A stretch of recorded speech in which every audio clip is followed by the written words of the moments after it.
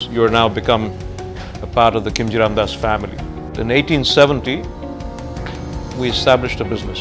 The Kimji family came originally from India. सोचिए जरा, जिस अरब दुनिया को हम तेल, शेख और अरबपतियों से जोड़ते हैं, उसी अरब दुनिया में एक ऐसा शख्स हुआ जो खुद हिंदू था, लेकिन जिसे शेख कहा गया।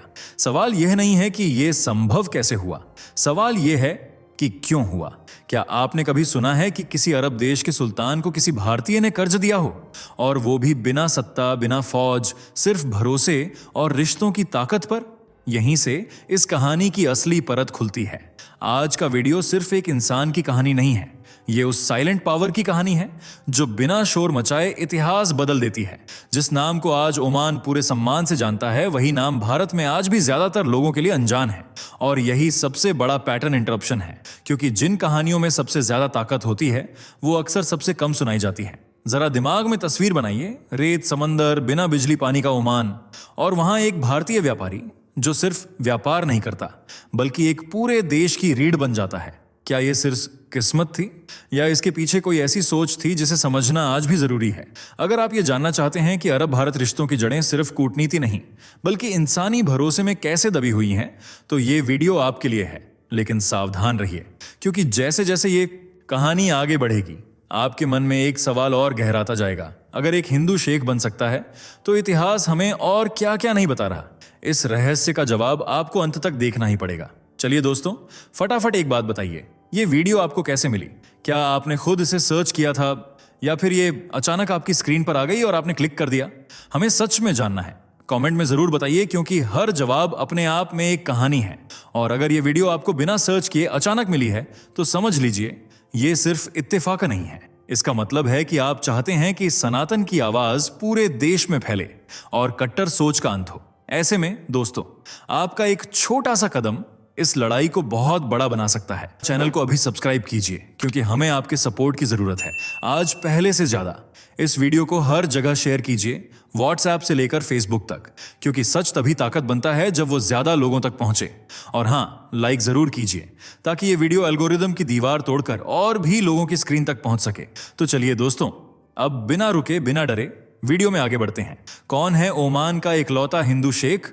क्यों इन्हें शेख की उपाधि से नवाजा गया? क्या सच में इन्होंने ओमान के सुल्तान तक को कर्जा दिया था? क्यों भारत के प्रधानमंत्री ने 3 देशों का दौरा किया? कैसे ओमान और भारत का रिश्ता 150 साल पुराना है? अगर आप भी इन सवालों के जवाब जानना चाहते हैं, तो हमारे साथ वीडियो के अंत तक बने रहें। दोस्तों, प्रधानमंत्री नरेंद्र मोदी हमेशा ही अलग अलग देशों की यात्रा करते रहते हैं, क्योंकि वे सभी के साथ अपनी दोस्ती को कायम रखना चाहते हैं। इसी सिलसिले में वे 15 दिसंबर को 3 देशों के दौरे पर रवाना हुए थे, जिसका मकसद था पश्चिम एशिया से लेकर अफ्रीका तक अपने भरोसेमंद साझेदारों के साथ राजनीतिक, आर्थिक और कूटनीतिक सहयोग को आगे बढ़ाना। उनका पहला सफर जॉर्डन से शुरू हुआ, जो उनकी इस पश्चिम एशियाई देश की पहली द्विपक्षीय यात्रा थी। पीएम मोदी को खुद जॉर्डन के राजा शाह किंग अब्दुल्ला द्वितीय बिन अल हुसैन ने जॉर्डन आने का निमंत्रण दिया था। 15 दिसंबर को नरेंद्र मोदी जॉर्डन की राजधानी अम्मान पहुंचे और एयरपोर्ट पर उनका स्वागत जॉर्डन के प्रधानमंत्री ने किया। इसके बाद हुसैनिया पैलेस में किंग अब्दुल्ला द्वितीय बिन अल हुसैन के साथ उनकी अहम बैठक रखी गई, जहां राष्ट्रीय सुरक्षा सलाहकार NSA अजित डोभाल भी मौजूद रहे। इस दौरान भारत जॉर्डन द्विपक्षीय संबंधों के साथ साथ क्षेत्रीय और वैश्विक सुरक्षा चुनौतियों, आतंकवाद से जुड़े मुद्दों पर भी बातचीत हुई। पीएम मोदी का ध्यान पूरी तरह से कूटनीति, व्यापार और रणनीतिक साझेदारी पर रहा। वहीं अम्मान में किंग अब्दुल्ला द्वितीय के साथ उनकी मुलाकात इस बात का इशारा है कि भारत पश्चिम एशिया में अपने भरोसेमंद दोस्तों के साथ रिश्तों को नई ऊंचाई देना चाहता है। इस दौरान पीएम मोदी ने साल 2018 में किंग अब्दुल्ला की भारत यात्रा को याद किया, जब उन्होंने इस्लामिक विरासत पर आयोजित एक सम्मेलन में हिस्सा लिया था। उन्होंने यह भी बताया कि दोनों नेताओं की पहली मुलाकात 2015 में संयुक्त राष्ट्र के इतर हिंसक चरमपंथ के खिलाफ आयोजित एक कार्यक्रम के दौरान हुई थी। बस तभी से दोनों के बीच दोस्ती का रिश्ता बन गया, जो आज तक बरकरार है और शायद आगे भी रहेगा। दोस्तों, पीएम मोदी की यह यात्रा ऐसे समय पर हुई जब भारत और जॉर्डन अपने राजनयिक संबंधों की स्थापना के 75 वर्ष पूरे होने का जश्न मना रहे थे। इसके बाद वे 16 दिसंबर को इथियोपिया पहुंचे, जो उनका पहला इथियोपिया दौरा था। वहां पहुंचने के बाद मोदी जी ने प्रधानमंत्री अबी अहमद अली के साथ व्यापार बढ़ाने को लेकर चर्चा की, खासकर कुछ अहम क्षेत्रों जैसे कृषि, निवेश और विकास। इससे पहले दोनों नेताओं के बीच 2023 में दक्षिण अफ्रीका के जोहानिसबर्ग में मुलाकात हुई थी। ये मुलाकात ब्रिक्स सम्मेलन के इतर हुई थी, जिसका इथियोपिया बाद में सदस्य बना। बता दें, इथियोपिया के प्रधानमंत्री ने मोदी जी को अपना सर्वोच्च नागरिक सम्मान निशान ऑफ इथियोपिया यानी ग्रेट ऑनर ऑफ द निशान ऑफ इथियोपिया प्रदान किया है, जिसे दोनों देशों के बीच बढ़ते विश्वास और राजनीतिक निकटता का प्रतीक माना जा रहा है। आर्थिक नजरिए से देखें तो भारत इथियोपिया संबंधों की बुनियाद काफी मजबूत है। भारत अब इथियोपिया का दूसरा सबसे बड़ा व्यापारिक साझेदार बन चुका है, जो भारतीय निर्यात से मशीनरी, कृषि उत्पाद और दवाइयां लेता है। भारत ने इथियोपिया में अब तक करीब $5 अरब का निवेश किया है, जो इस बात का सबूत है कि भारत और इथियोपिया का रिश्ता अब व्यापारिक नजरिए से भी मजबूत हो चुका है। लेकिन इन दोनों देशों के दौरों से ज्यादा ओमान की यात्रा चर्चा में है, जहां ओमान के सुल्तान हैथम बिन तारिक ने पीएम मोदी को देश के सर्वोच्च नागरिक सम्मान ऑर्डर ऑफ ओमान से सम्मानित किया।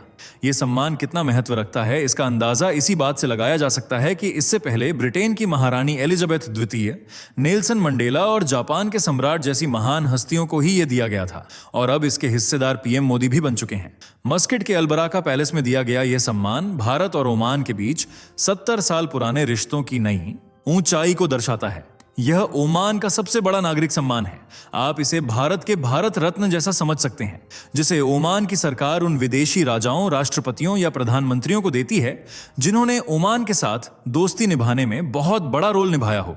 इसे पाना किसी भी नेता के लिए बहुत ही गर्व की बात मानी जाती है। आपको बता दें, यह अवार्ड देने का फैसला कोई कमेटी या मंत्री नहीं करते, बल्कि खुद ओमान के सुल्तान करते हैं। अभी ओमान के सुल्तान हैथम बिन तारिक हैं, और वही यह तय करते हैं कि किस विदेशी मेहमान को यह सम्मान देना है और किसे नहीं। यह सुल्तान की तरफ से दिया जाने वाला सबसे बड़ा तोहफा और आदर है, जिसे पीएम मोदी पा चुके हैं। इससे पहले दोनों नेताओं के बीच बैठक हुई और दोनों ने comprehensive economic partnership agreement CEPA पर हस्ताक्षर किए, जिसका मकसद आपसी व्यापार को बढ़ाना था, जिससे भारत के टेक्सटाइल, फुटवेयर, ऑटोमोबाइल, जो gems and jewellery, renewable energy और ऑटो कंपोनेंट्स जैसे सेक्टर्स को सीधा फायदा होगा। इतना ही नहीं, मस्कट में भारत ओमान बिजनेस समिट को संबोधित करते हुए पीएम मोदी ने दोनों देशों के मजबूत रिश्तों की सराहना की और स्टार्टअप से भी अपील की कि वे भारत में निवेश करें और मिलकर आगे बढ़ें। दोस्तों, इस बात में कोई शक नहीं है कि ओमान खाड़ी देशों में भारत का सबसे पुराना और सबसे भरोसेमंद दोस्त है। जब भी भारत को अरब सागर में मदद की जरूरत पड़ी, ओमान हमेशा खड़ा रहा, और जब ओमान को जरूरत पड़ी तब भारत भी मदद के लिए आगे आया। मौजूदा कूटनीति से परे दोनों देशों के बीच रिश्ता 150 साल से भी ज्यादा पुराना है, और यह एक भारतीय मूल के बिजनेसमैन से जुड़ा है जो भारत से ओमान पहुंचा था। वैसे तो आप समझ ही गए होंगे कि हम किस शख्स की बात कर रहे हैं। जी हां, सही समझे, हम बात कर रहे हैं ओमान के बहुत बड़े और प्रभावशाली उद्योगपति कनकसी खिमजी भाई के बारे में, जो ओमान में रहने वाले दुनिया के इकलौते हिंदू शेख हैं। जी हां, सही सुना आपने, ये पहले ऐसे हिंदू हैं जिन्हें शेख की उपाधि से नवाजा गया है। कनकसी भाई ओमान की जानी मानी हस्तियों में से एक हैं, और इनके परिवार का इस देश से करीब 150 साल पुराना रिश्ता है। आपको जानकर हैरानी होगी कि कनकसी परिवार के पास इतना पैसा था कि जरूरत पड़ने पर यह देश की तरक्की ही के लिए ओमान के सुल्तान को कर्ज भी दे चुका है, और आज इनकी गिनती दुनिया के अरबपतियों में होती है। लेकिन सवाल यह उठता है कि कनकसी खिमजी का परिवार भारत से ओमान पहुंचा कैसे? क्यों इन्होंने भारत को छोड़कर ओमान जाने का फैसला किया? तो इस कहानी की शुरुआत होती है 18वीं शताब्दी से, जब कनकसी खिमजी के परदादा रामदास थक्करसे ने 1860 के दशक में अपने बिजनेस को शुरू करने के लिए समुद्री मार्ग से गुजरात के कच्छ कोस्टल टाउन मांडवी से ओमान के सुर शहर में कदम रखा था। लेकिन यहां पहुंचने के बाद उन्होंने देखा कि ओमान में बिजली और पानी की कोई सुविधा नहीं थी। वहीं मेडिसिन और मेडिकल सुविधाओं की हालत भी काफी खस्ता थी, जबकि डाकू कभी भी समुद्र में डकैती और लूटपाट कर दिया करते थे। पर यह सब परेशानियां रामदास थक्करसे का मनोबल नहीं तोड़ पाई। उन्होंने सबसे पहले होलसेल और रिटेल का बिजनेस शुरू किया, और साथ ही एक बैंकर की तरह ओमान के लोगों की फाइनेंस में मदद करने लगे।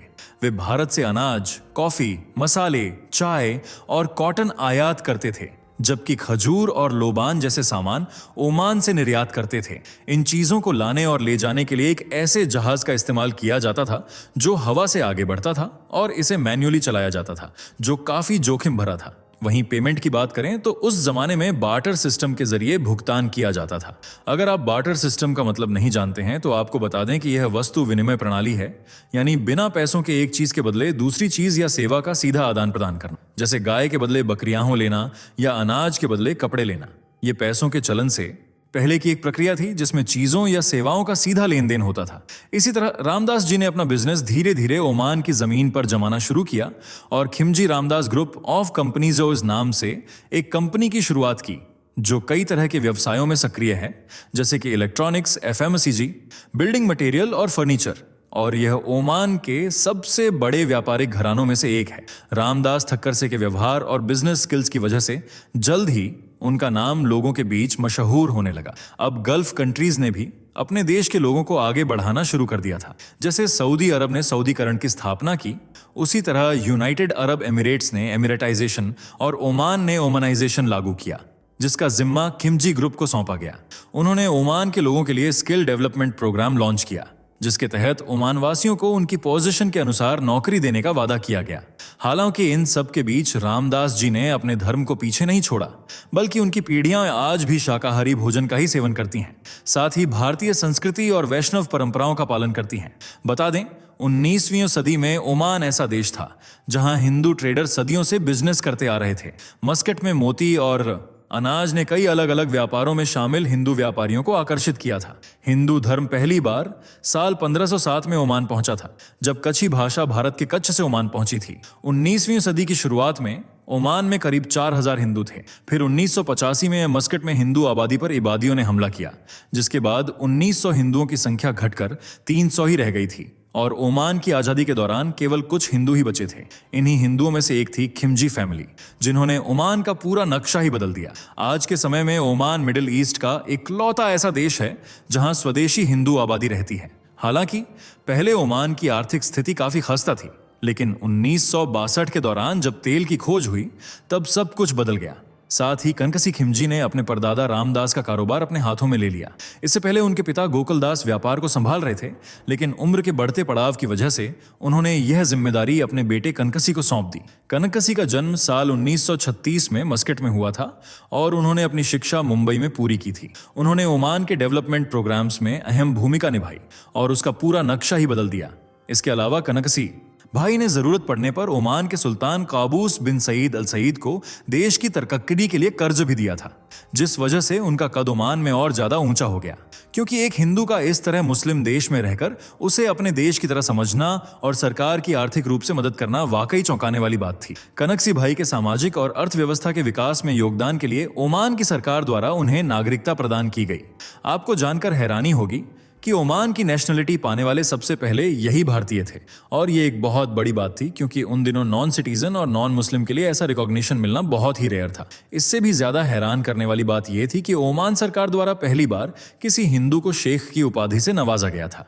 जी हाँ, साल 1970 में कनकसी भाई को शेख की उपाधि दी गई थी, जो अपने आप में एक बहुत बड़ा सम्मान था। वे मिडिल ईस्ट में पहले ऐसे भारतीय हिंदू थे जिन्हें आधिकारिक तौर पर शेख माना गया। इसके बाद ओमान में रहने वाले बाकी हिंदुओं की जिंदगी में काफी अच्छे बदलाव आए। कनकसी भाई ने ओमान की सामाजिक और सांस्कृतिक जिंदगी में भी अहम योगदान दिया और साल 1975 में मस्कट में पहला इंडियन इंग्लिश मीडियम स्कूल स्थापित किया। आज ओमान में करीब 19 भारतीय स्कूल हैं जो लगभग 35,000 छात्रों के भविष्य को उज्जवल बना रहे हैं। इसके अलावा उन्होंने ओमान क्रिकेट बोर्ड के चेयरमैन के तौर पर भी काम किया। 5 दशकों तक केआर ग्रुप को लीड करने के बाद 2021 में 85 साल की उम्र में उनका निधन हो गया था। अब बिजनेस को उनके बेटे पंकज खिमजी और नीलेश खिमजी आगे बढ़ा रहे हैं। आज केआर ग्रुप ओमान के सबसे बड़े बिजनेस ग्रुप्स में से एक है, जो कई सेक्टर्स में 600 से ज्यादा ग्लोबल ब्रांड्स को रिप्रेजेंट करता है। ग्रुप का सालाना टर्नओवर 3 बिलियन अमेरिकी डॉलर से ज्यादा है, जबकि इसमें 5,000 से ज्यादा लोग काम करते हैं और इसके ऑपरेशन भारत और यूएई तक भी फैले हुए हैं। भले ही आज कनकसी भाई दुनिया में ना हो, लेकिन उन्होंने ओमान के लिए जो किया वह हमेशा याद किया जाएगा। इसमें उनका साथ ओमान के सुल्तान काबूस बिन सईद ने भी दिया था, जिन्होंने 5 दशकों तक इस देश पर शासन किया और इसे एक ऐसे मॉडर्न देश में तब्दील कर दिया जिसे देखने हर साल लाखों लोग पहुंचते हैं। वहीं ओमान के अपने पड़ोसी देशों के साथ भी काफी अच्छे संबंध हैं, जिनमें भारत भी शामिल है। वैसे क्या आप ओमान के दौरे पर जाना चाहेंगे और कनकसी भाई की कहानी आपको कैसी लगी? अपनी राय कमेंट में जरूर बताइए। अगर वीडियो अच्छी लगी हो तो वीडियो को लाइक और शेयर करके हमारे चैनल को सब्सक्राइब कर लीजिए। मिलते हैं अगली वीडियो में, तब तक के लिए बाय बाय। दोस्तों, आपको स्क्रीन पर 2 और वीडियोस दिखाई दे रही हैं, जिसे देखने के लिए स्क्रीन पर क्लिक करें।